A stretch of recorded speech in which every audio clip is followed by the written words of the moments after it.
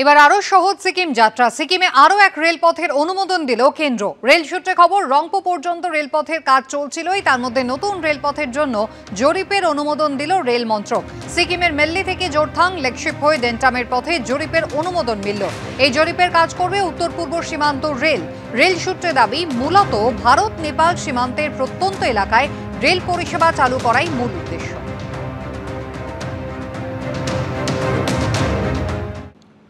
এবার শিলিগুড়ির ব্যাংডুবি সেনা ছাউনি থেকে গ্রেফতার হলো এক বাংলাদেশি। সূত্রের দাবি, জিজ্ঞাসাবাদে সে জানিয়েছে তার বাড়ি বাংলাদেশের মুন্সিগঞ্জে। অভিযুক্তকে বাগডোগরা থানার পুলিশের হাতে তুলে দেয় সেনা। তাকে গ্রেফতার করেছে পুলিশ। রাজ্য জুড়ে শুরু হয়ে গেছে ভোটার তালিকার বিশেষ সংশোধনের প্রক্রিয়া। বাড়ি বাড়ি যাচ্ছেন বিএলওরা। তার মধ্যেই নদিয়া, কোচবিহার, মুর্শিদাবাদ সহ রাজ্যের বিভিন্ন জায়গায় ধরা পড়ছে বাংলাদেশি অনুপ্রবেশকারীরা। এই আবহেই এবার শিলিগুড়ির ব্যাংডুবি সেনা ছাউনি থেকে গ্রেফতার হলো এক বাংলাদেশি। পুলিশের দাবি, ধৃতের কাছ থেকে বাংলাদেশের আই কার্ডের পাশাপাশি ভারতের ভোটার এবং আধার কার্ড উদ্ধার করা হয়েছে। সূত্রের আরও দাবি, সেনা ছাউনিতে কাজ করতে এসেছিল নন্দ মণ্ডল। সন্দেহ হওয়ায় তাকে আটক করা হয়। জিজ্ঞাসাবাদে সে জানিয়েছে তার বাড়ি বাংলাদেশের মুন্সিগঞ্জে। গত অক্টোবরে কাজ করতে এপারে চলে আসে সে। থাকছিল জলপাইগুড়ির ধাপগঞ্জ কলোনিতে।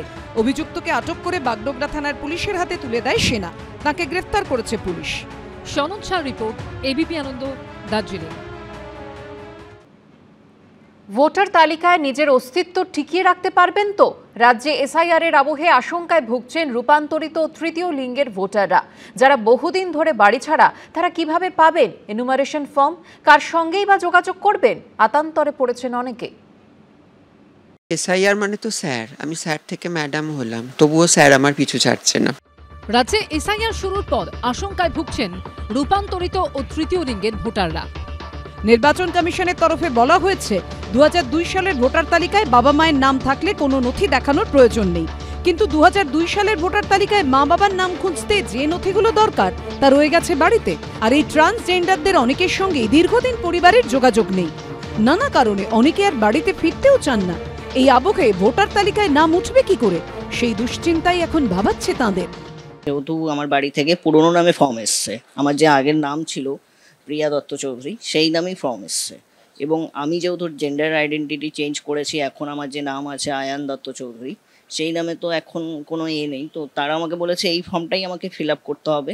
যিনি এসেছিলেন তাকে জিজ্ঞেস করেছিলাম, তিনি বললেন যে এই মুহূর্তে তো নতুনভাবে নাম তোলা যাবে না, পসিবল না, যেহেতু এসআইআর শুরু হয়েছে। 2002 সালের ভোটার তালিকায় যাদের মা বাবার নাম নেই, তাদের নির্বাচন কমিশনে নির্দিষ্ট করে দেওয়া নথি পেশ করে ভোটার তালিকায় নাম তুলতে হবে। তবে সেই তালিকায় ট্রান্সজেন্ডার সার্টিফিকেট নেই। ট্রান্সজেন্ডার সার্টিফিকেটটা আছে, সেখানে কিন্তু আমাদের দুটো নামই উল্লেখ করা আছে। একটা হচ্ছে যেটা আমাদের প্রথম বার্থ নেম ছিল, আর একটা হচ্ছে যেটা আমার চোজেন নেম ছিল। তো জেনারেলি একজন ট্রান্সজেন্ডারের ক্ষেত্রে এটা ভীষণ, সে ট্রান্স ম্যান হোক বা ট্রান্স ওম্যান হোক, তার ক্ষেত্রে এটা খুব একটা জেনুইন প্রবলেম বলবো না, বাট এটা একটা ক্যারেক্টারিস্টিক যে আমি তো প্রথম আমার যেটা বার্থ নেম সেটা তো আমি দেবো না সব জায়গায়, সেটাকে সেই পরিচয়টা চেঞ্জ করার জন্যই তো আমার এত লড়াই। এলজিবিটি কমিউনিটির জন্যে, ট্রান্স কমিউনিটির জন্যে, ট্রান্স মানুষদের যদি ইনক্লুড করেন, তাহলে Prantakatha voluntarily election chief electoral officers অফিসকে সাহায্য করতে আগ্রহী এসআইআর এর ব্যাপারে। যে সমস্ত বিষয়গুলো বিএলওরা হয়তো জানতে পারবেন না বা সেরকমভাবে বলতে পারেন না, কিন্তু একজন যদি কমিউনিটির মানুষ তার সাথে থাকেন, তাহলে যে সমস্যাগুলো একজন ট্রান্স বা এলজিবিটি কমিউনিটির মানুষ ফেস করবেন, সেটা কিন্তু কমিউনিটির একজন রিপ্রেজেন্টেটিভ থাকলে সহজে হওয়া সম্ভব। অনেকে 2002 সালের পরে লিঙ্গ নাম পরিবর্তন করেছেন। সেক্ষেত্রে 2002 এর ভোটার তালিকায় নাম থাকলেও এখনকার নামের সঙ্গে তা মিলছে না। যারা বহুদিন আগে বাড়ি ছেড়েছে, তারা এনুমারেশন ফর্ম পাবেন কিভাবে, তাও বুঝতে পারছেন না রূপান্তরিত তৃতীয় লিঙ্গের ভোটাররা। এখন আমাদের ভারতবর্ষে যে ট্রান্সজেন্ডার রাইটস প্রোটেকশন অ্যাক্ট, এবং সেখানে মেনশন করা যে ট্রান্সজেন্ডার আইডেন্টিটি কার্ড, সেই ট্রান্সজেন্ডার আইডেন্টিটি কার্ডের উল্লেখ কিন্তু 11টি নথির মধ্যে নেই। এইটা একটা সমস্যার জায়গা। এবং যারা যে বিএলওরা গিয়ে করবেন এই গোটা প্রক্রিয়াটা, তাদের এই বিষয়ে কতটা ওরিয়েন্টেশন রয়েছে সেটা একটু দেখতে হবে।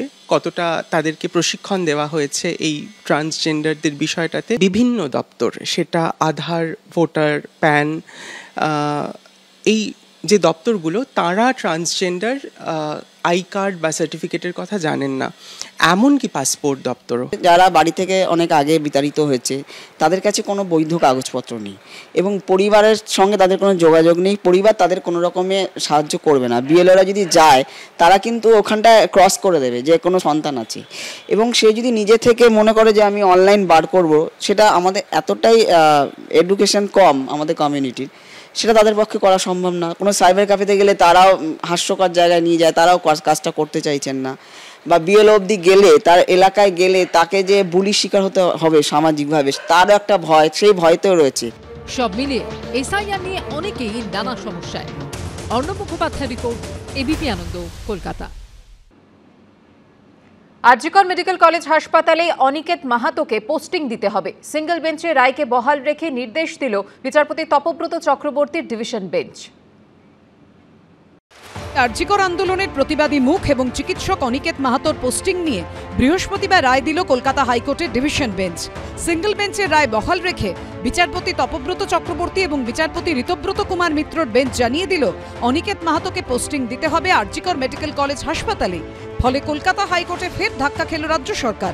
ডিভিশন বেঞ্চও আজকে সিঙ্গেল বেঞ্চের যে রায়, সেই রায় বহাল রাখে, অর্থাৎ আরজি করে আমার পোস্টিং দিতে হবে। সিঙ্গেল বেঞ্চ এবং ডিভিশন বেঞ্চ প্রথমে জুরিসডিকশনের প্রশ্ন এবং দ্বিতীয় ক্ষেত্রে মেরিটের প্রশ্নে পরপর 4 বার সিঙ্গেল বেঞ্চ এবং ডিভিশন বেঞ্চ মিলিয়ে জয়ের পর রাজ্য সরকার আশা করব এরপর আমার যে আরজি করের পোস্টিং, সেই আরজি করের পোস্টিং পুনর্বহাল করবে। আরজিকর মেডিকেলে চিকিৎসককে ধর্ষণ খুনের প্রতিবাদে যে আন্দোলন গড়ে ওঠে, প্রথম থেকেই তার অন্যতম মুখ অনিকেত মাহাতো। সম্প্রতি তার পোস্টিং নিয়ে দানা বাঁধে বিতর্ক। অনিকেত মাহাতোর অভিযোগ ছিল, কাউন্সিলিং এর সময় ফার্স্ট ইয়ার সিনিয়র রেসিডেন্ট হিসেবে তার নাম ছিল আরজিকর মেডিকেল কলেজে, কিন্তু পোস্টিং অর্ডারে জায়গা বদলে করা হয় রায়গঞ্জ মেডিকেল কলেজ। অনিকেত মাহাতো দাবি করেন তার র্যাঙ্ক 24। অন্যদিকে আরজিকর মেডিকেল কলেজ হাসপাতালে অ্যানাস্থেশিয়া বিভাগে 4টি শূন্য পদ রয়েছে, তার মধ্যে একটি শূন্য পদে মেধা তালিকায় অনিকেত মাহাতোর আগে থাকা একজন চিকিৎসককে নিয়োগ করা হয়েছে। অন্য দুটি শূন্য পদে 26 এবং 34 র্যাঙ্ক করা 2 চিকিৎসককে নিয়োগ করা হয়েছে, অথচ অনিকেত মাহাতো নিয়োগ পাননি। এরপরই রাজ্য সরকারের সিদ্ধান্তকে চ্যালেঞ্জ করে কলকাতা হাইকোর্টে মামলা করেন অনিকেত মাহাতো। গত 24শে সেপ্টেম্বর সেই মামলায় বিচারপতি বিশ্বজিৎ বসু নির্দেশ দেন অনিকেত মাহাতোকে পোস্টিং দিতে হবে আরজিকর মেডিকেল কলেজে। বিচারপতি বসু পর্যবেক্ষণে জানিয়েছিলেন 871 জনের মধ্যে 869 জনের পোস্টিং স্ট্যান্ডার্ড অপারেটিং প্রসিডিওর মেনেই হয়েছে, কিন্তু অনিকেত মাহাতো সহ 3 জন চিকিৎসকের ক্ষেত্রে এসওপি মানা হয়নি।